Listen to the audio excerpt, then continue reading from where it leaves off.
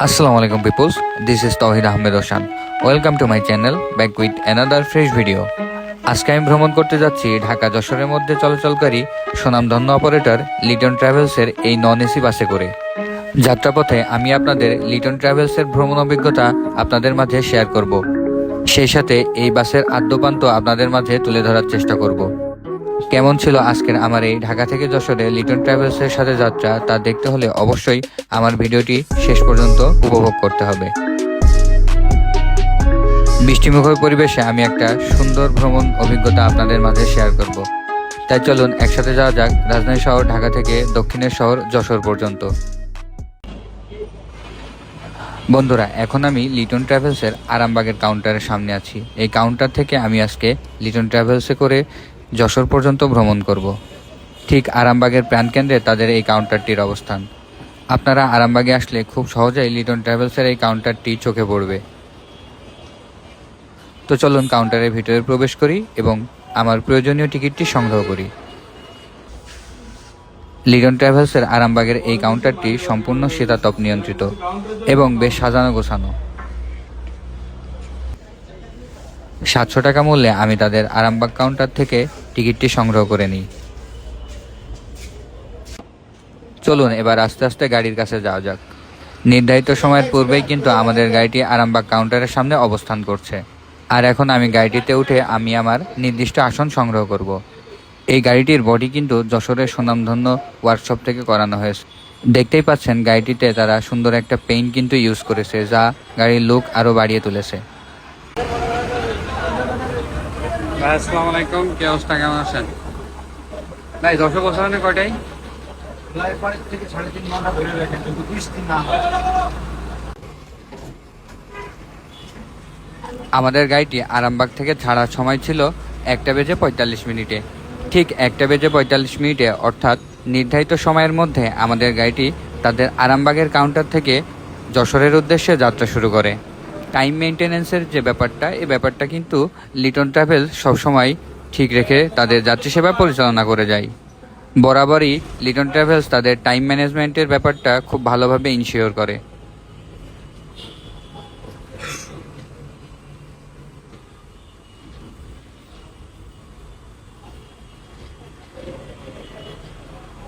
বন্ধুরা, এখন আমি মতিঝিল শাপলা চত্বর অতিক্রম করছি। আমি লিটন ট্রাভেলসের আজকে যেই ট্রিপটিতে ভ্রমণ করছি, এটি মূলত লিটন ট্রাভেলসের একটি ফিক্সড ট্রিপ। প্রতিদিন দুপুর 1:45 লিটন ট্রাভেলসের এই ট্রিপটি যশোরের উদ্দেশ্যে ছেড়ে যায় আরামবাগ থেকে, আর এই ট্রিপটি ছেড়ে আসে মালিবাগ থেকে 1:30। এই ট্রিপটিতে প্রতিনিয়তই যাত্রীর চাপ কিন্তু বেশি থাকে। আর যদি বৃহস্পতিবার রেখে আপনারা এই গাড়িটিতে ভ্রমণ করতে চান, তাহলে তো আর কথাই নেই। আগে থেকে অনলাইনে বা অফলাইনে এই ট্রিপের টিকিটটি আপনাদের সংগ্রহ করে নিতে হবে, নাহলে কিন্তু আপনারা এই গাড়ির টিকিট সহজে সংগ্রহ করতে পারবেন না। বিশেষ করে যারা বৃহস্পতিবারে অফিস করে যশোরের উদ্দেশ্যে যেতে চান এবং দিনের আলো থাকতে থাকতে যশোরে পৌঁছাতে চান, তারা কিন্তু লিটন ট্রাভেলসের এই ট্রিপটাকে বেছে নিতে পারেন। আমিও ঠিক আজকে এরকম একটা ট্রিপের যাত্রী হয়েছি, যদিও আমি অফলাইনে বা অনলাইনে আগে থেকে টিকিট সংগ্রহ করিনি, যার কারণে আমার সিটটি পড়েছিল একদম জাপান লাইনে। তবে রাস্তা স্মুথ হওয়ার কারণে আমার খুব বেশি ঝামেলা হয়নি। তারপরেও আমি ভিডিও ধারণের সুবিধার্থে সুপারভাইজার সাহেবের কাছ থেকে পারমিশন নিয়ে ইঞ্জিন কভার বা বনেটের উপরে এসে ভিডিও ধারণ করি। এই মুহূর্তে আমরা অবস্থান করছি যাত্রাবাড়ি ফ্লাইওভারের উপরে। এইখান থেকে আমাদের গাড়িটি ধলাইপাড়ে নামবে এবং ধলাইপাড়ে নামার পরে সেইখানে ফ্লাইওভারে টোল প্রদান করে তারপরে আমরা এক্সপ্রেসওয়ে ধরে এগিয়ে যাব যশোরের উদ্দেশ্যে।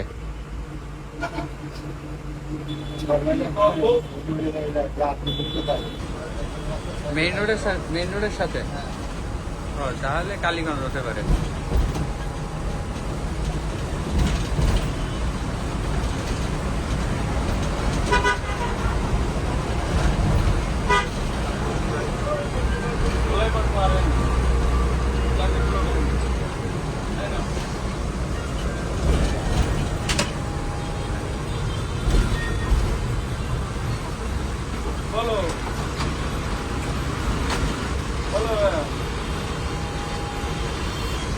আমি ধোলাই পর কেন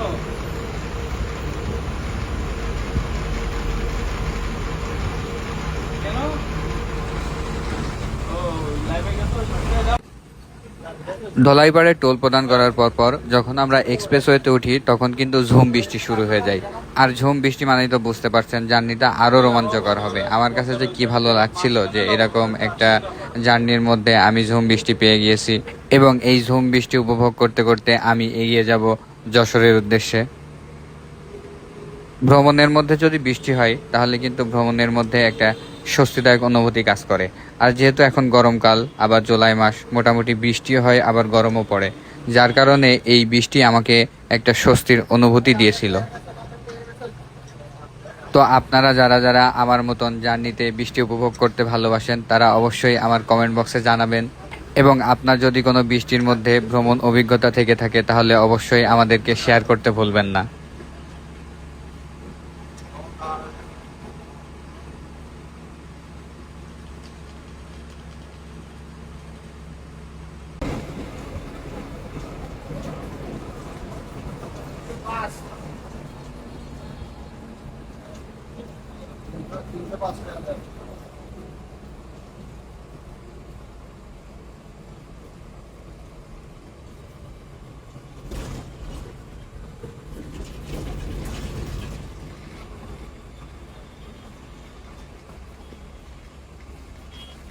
তো এই পর্যায়ে আমরা কিন্তু এক্সপ্রেসওয়ে টোল প্লাজার সামনে পৌঁছে গেছি। এখানে আমাদের গাড়িটি এক্সপ্রেসওয়ে টোল প্রদান করবে এবং এগিয়ে যাবে পদ্মা সেতুর উদ্দেশ্যে এবং পর্যায়ক্রমে যশোরের উদ্দেশ্যে।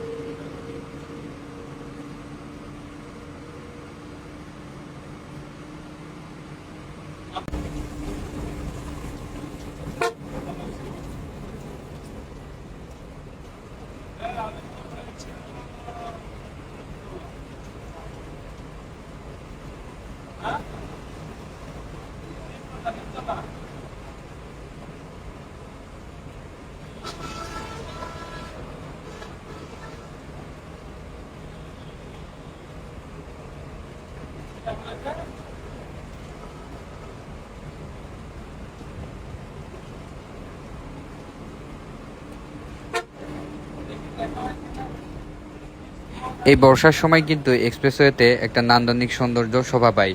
এক্সপ্রেসওয়ের দুই পাশে যত ফুল গাছ ছিল, ফুল গাছগুলোতে সুন্দর সুন্দর ফুল ফুটেছিল, যা দেখলে আপনার প্রাণ জুড়িয়ে যাবে। তাই যারা প্রকৃতিপ্রেমী আছেন এবং বর্ষার মধ্যে ভ্রমণ করতে ভালোবাসেন তাদের কিন্তু খুব সহজেই এক্সপ্রেসওয়ের এই চারপাশের নান্দনিক সৌন্দর্য বিমোহিত করবে।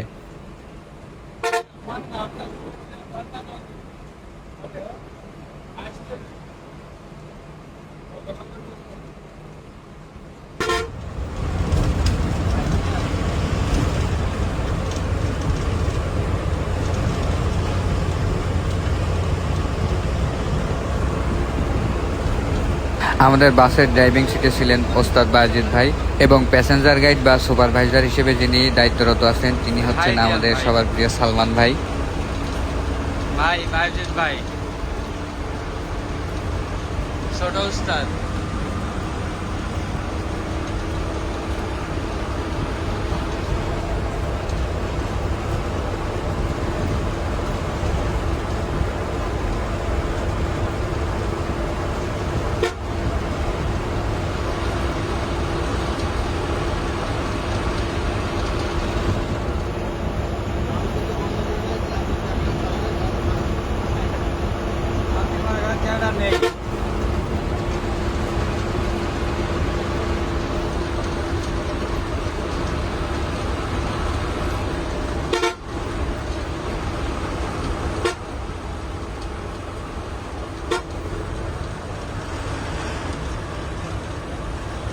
হালকা ভাই গাড়ি আছে।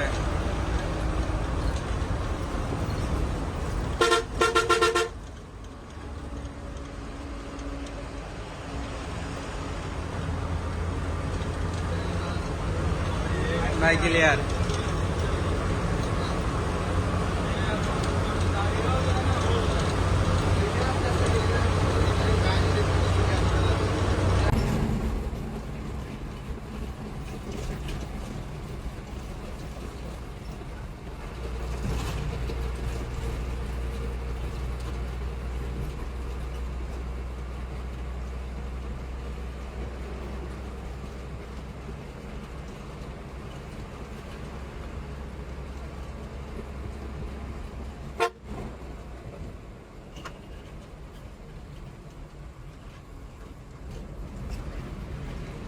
ফাইনালি আমরা এখন পদ্মা সেতু টোল প্লাজার সামনে অবস্থান করছি।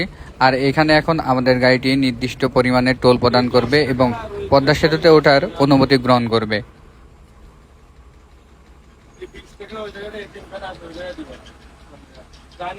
জয় বাংলা পাওয়ার আছে, ঠিক আছে? জয় বাংলা পাওয়ার টার্নিং ঘুরতে মাছ ফেলে ফেলে না হাত দিবে না।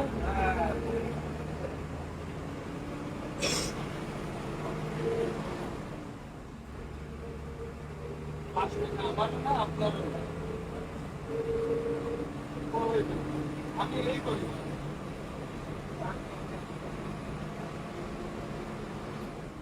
আজকে 10 টাকা 20 টাকা আছে।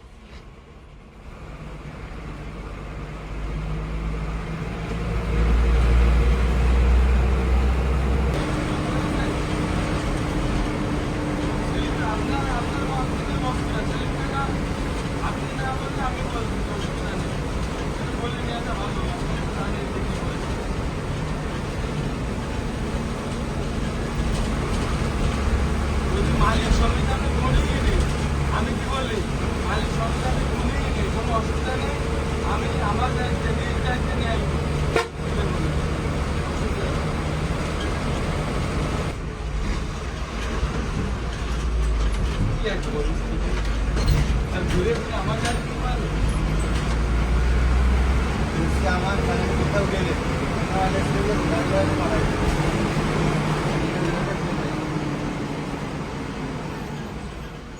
আর আমি জানি যে এই কালচার ছিল বন্ধ বলে বন্ধ বন্ধু যদি দিচ্ছে আমার বন্ধু দেওয়া যাচ্ছে ঢাকায় বন্ধু।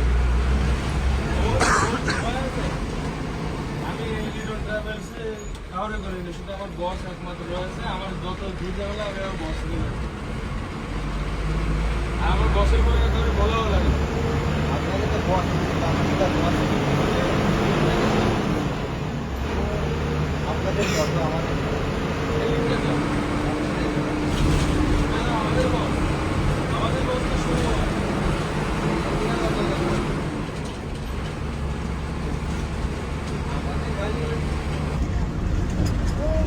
এখন আমি আমার নির্দিষ্ট আসনে আছি, অর্থাৎ আমার টিকিট ছিল জাপান লাইনে। সো এখন আমি কিন্তু আমার সিটে বসে জার্নি উপভোগ করছি এবং সেই সাথে সাথে আপনাদেরকে দেখানোর চেষ্টা করছি যে আসলে জাপান লাইন থেকে বাসের সামনের ভিউটা অ্যাকচুয়ালি কেমন দেখা যায়। তবে রাস্তা স্মুথ হওয়ার কারণে জাপান লাইনে আসলে এত বেশি ঝাঁকি ফিল হচ্ছিল না। তারপরেও মাঝে মাঝে একটু ঝাঁকুনি অনুভূতি হচ্ছিল। তারপরেও যেহেতু লাস্টের সিট এবং জাপান লাইনের সিট নিয়েছি, একটু তো ঝাঁকুনি ফিল করতেই হবে। তো সেই অনুযায়ী আমি অ্যাডজাস্ট করে নিয়েছিলাম।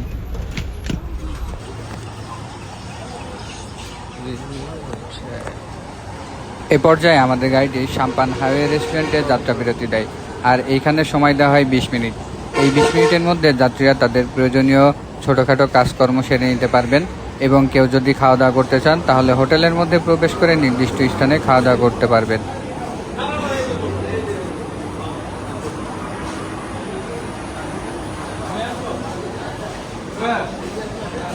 আরে নিয়ে যা ভেতরে বসে যাবে।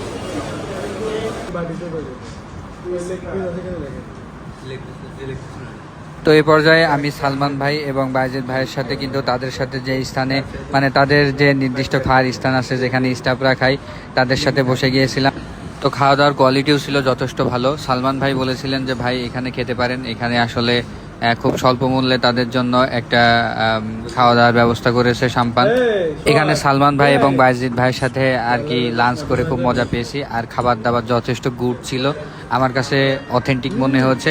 এছাড়াও অনেক রেস্টুরেন্টে আছে যা ভিতরে খেতে গেলে অথেন্টিক ফুড পাওয়া যায় না বা এত বেশি টেস্ট লাগে না। তো সেক্ষেত্রে আমি মানে স্টাফদের খাবার খেয়ে বা স্টাফদের জন্য যেটা প্রোভাইড করা হয় সেই খাবার খেয়ে আমি যথেষ্ট মজা পেয়েছি আর কি।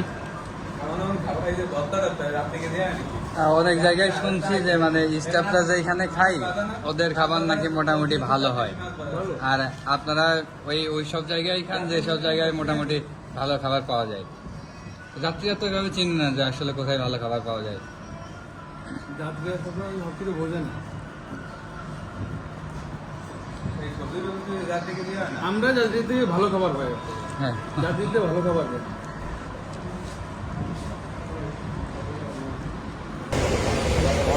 লিটন ট্রাভেলস ঢাকা, যশোর, সাতক্ষীরা, চৌগাছা পুরোপাড়ার মধ্যে চলাচলকারী একটি স্বনামধন্য অপারেটর।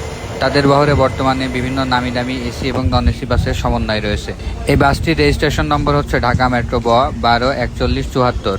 এই বাসটিতে মূলত টাটা এলপিও 1316 চ্যাসিস ব্যবহার করা হয়েছে, যেটি মূলত ফ্রন্ট ইঞ্জিনের একটি বাস এবং এই বাসটির সর্বোচ্চ শক্তি ক্ষমতা হচ্ছে 160 হর্স পাওয়ার। এতে 5টি ম্যানুয়াল গিয়ারবক্স রয়েছে এবং এয়ার ব্রেকের ব্যবস্থা রয়েছে। স্টারিং মূলত পাওয়ার স্টারিং ব্যবহার করা হয়েছে। Wheel base 5400 millimetre. জ্বালানি ট্যাঙ্কি মূলত 160 লিটার ফুয়েল ক্যাপাসিটি রয়েছে এবং যাত্রী ধারণ ক্ষমতা বডির নকশা অনুযায়ী সাধারণত 40 থেকে 50 জন বসতে পারে। তো সেক্ষেত্রে এখানে 40 সিট ব্যবহার করা হয়েছে। শক্তিশালী ও নির্ভরযোগ্য টার্বো ডিজেল ইঞ্জিন এটাতে ইউজ করা হয়েছে, যা মোটামুটি জ্বালানি সাশ্রয়ী এবং দীর্ঘ দূরত্বে ভালো পারফরমেন্স প্রোভাইড করতে পারে।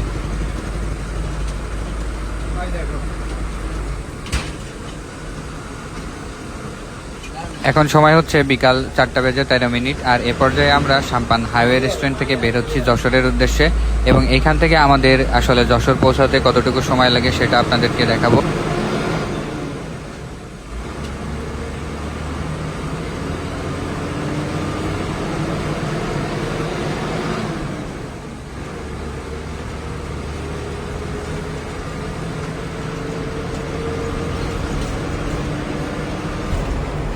প্রতিমধ্যে কিন্তু আমাদের লিটন ট্রাভেলসের বেশ কয়েকটি বাসের সাথে দেখা হয়ে যায়।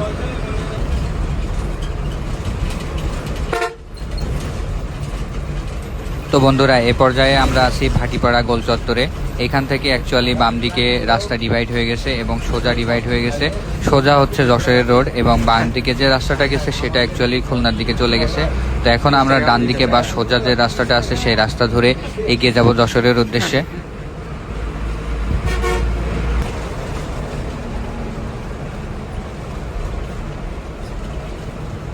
এখন আমরা মধুমতি সেতুর টোল প্লাজার সামনে, আর এখানেও আমরা নির্দিষ্ট পরিমাণে টোল প্রদান করব।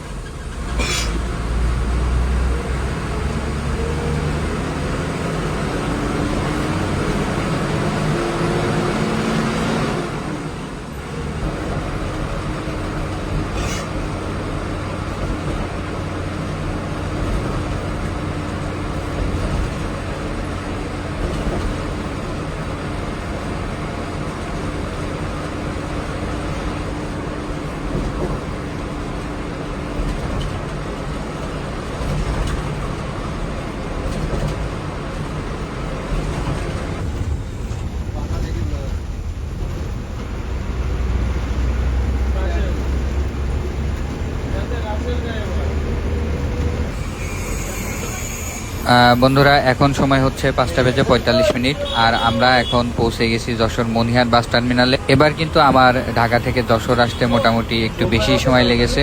তবে এই সময় লাগার পেছনে কারণ আছে, সেটা হচ্ছে বৃষ্টির কারণে কিন্তু গাড়ি ওভাবে আর কি টানতে পারেনি। এ পর্যায়ে আমি আপনাদের গাড়ির ইন্টেরিয়র পার্টটি দেখানোর চেষ্টা করি। গাড়ির স্টিয়ারিং এবং ড্যাশবোর্ড দেখতে পাচ্ছেন। গাড়ির স্টিয়ারিংটা কিন্তু নর্মালি অন্যান্য গাড়ির মতন না। স্টিয়ারিংটা আমার কাছে মোটামুটি সুন্দর লেগেছে। আর গাড়িতে 2:2 ফরমেশনের সিটিং ক্যাপাসিটি অ্যাপ্লাই করা হয়েছে। দুই সাইডে হাত রাখার জন্য হাতল আছে এবং পা রাখার জন্য প্রতিটি সিটের সামনে রয়েছে পাদানি।